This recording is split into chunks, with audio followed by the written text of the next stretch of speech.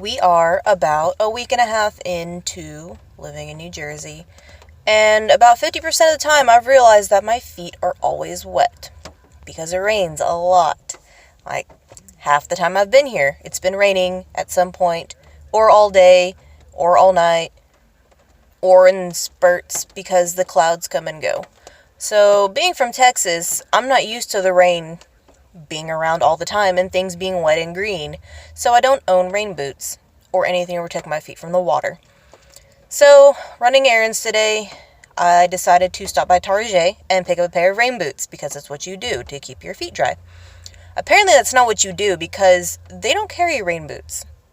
And I'm sitting here and I'm thinking to myself, how the fuck does this place get so much rain and so much snow and not carry rain boots? And so I asked the lady and said, all right. I said, I've never had to own a pair before. Do you know where I could pick some up? And she looks at me and she goes, mm-mm. And I said, do you own rain boots? And she goes, well, yeah. And I said, well, where'd you get yours? She goes, I don't remember. I've just had them. And I was like, okay, well, if you were going to have a guess at somebody who might, carry rain boots, where would you think? She goes, the shoe store. Yeah. So I've got on my list of things to do to order rain boots off Amazon because I'm not going to go hunting through every Walmart, CVS, Target, and other random store to find a pair of rain boots and keep my feet dry. Other good news, the GPS on my phone doesn't work, which is awesome when you don't know where you live, you don't know where you're going, and you don't know how to get places.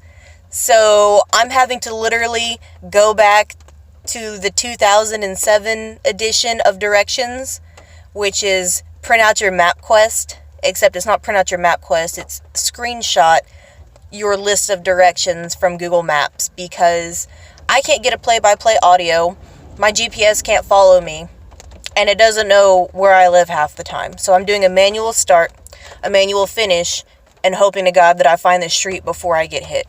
So, went to the Sprint store and asked the lady. She was like, you don't have insurance on your phone.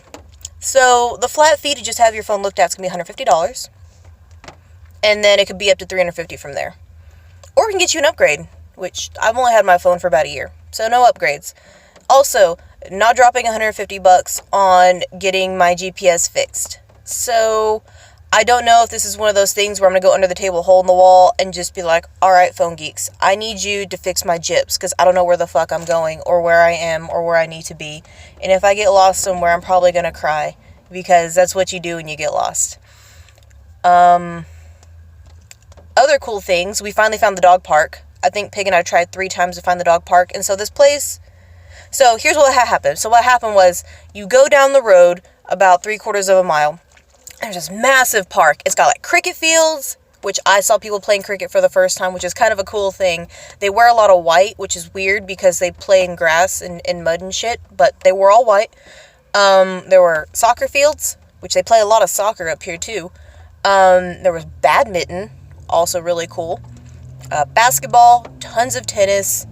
There's a little pond to go fishing. There's a place to drop your jet skis, which I don't know why I didn't think people would own jet skis around here because you live so close to the coast, but whatever. People just brought their jet skis yesterday. There's these massive playgrounds, and Pig and I thought we walked all over the place the first time we went. Could not find the dog park, even though the internet said it was there, and the internet's never wrong. So the internet said it was there, my phone said it was there, other people said it was there, and so I was like, okay, if all these things said it was there, then it has to be there. We walked and walked and walked, and I said, fuck it. First time we went, Second time we went, we got there, and the place was just crawling with small clones of people and little chitlins and things like that, and I was like, there's too many of those little things. Not that Pig doesn't mind kids, she loves kids, but other people around here aren't really friendly when it comes to having the dog around, which is, again, weird, because I see dogs all the time, but I didn't want to chance it with strangers and them getting angry at Pig for giving their children all the affection that they don't give them, and so we said, fuck it. So yesterday I said, this is it, we're going to find it. We are going to devote all the time we have to take to finding this dog park. And so, if you walk to the dog park from where we are, you actually have to cut through a park and then walk an extra 1/4 mile back in another neighborhood. And there's this really cool little park. And there's 2 for the little dogs and the big dogs. And we found the park, played ball, and we found a dog that looked just like Pig, except way bigger. And his name was Ben. And so I did the typical thing whenever I find people that have a dog that look like Pig. And I'm like, whoa, what's your dog breed? You know, I don't know what Pig is. We assume she's Border Collie and Lab and Mutt and stuff. But what is your dog? They're like, oh, this is Ben. Ben is, from what we've been told, a Lab flat-haired retriever mix. So I Googled flat-haired retriever while Pig was playing ball and sniffing butts and doing pig things. They look just like Pig. They've got the white butt furs sometimes, and they have all the socks, and they've got the floppy ears and the black furs, and they're extra derpy. And so Ben, the new friend, derps just like Pig, runs just like her, flails around just like her, loves the ball just like her. And so I'll just throw that into the mix of things Pig may or may not be. Not that it really matters, but it's fun to know. Also, last thing, I found this really cool metal station, 98.5 from New York. They broadcast most hours of the day, most days of the week. And I guess they are a shared station with a mariachi. So they do mariachi. They also do Indian folk music, like legit Indian folk music. And they also do this really weird thing where they play, I don't know what it is, I want to say it's salsa, but I don't think it's in Spanish. It might be Cuban or Puerto Rican or something like that. Anyway, so depending on what time of the day it is and what day of the week it is, you pick like the Latino accordion, mariachi, trumpets blaring, or like death metal, all this crazy shit, or you get like the polka two-step going on. It's really, really weird.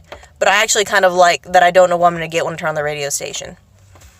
So that's a good thing. But anyway, my feet are wet and Pig's waiting for me. So that's the end of it.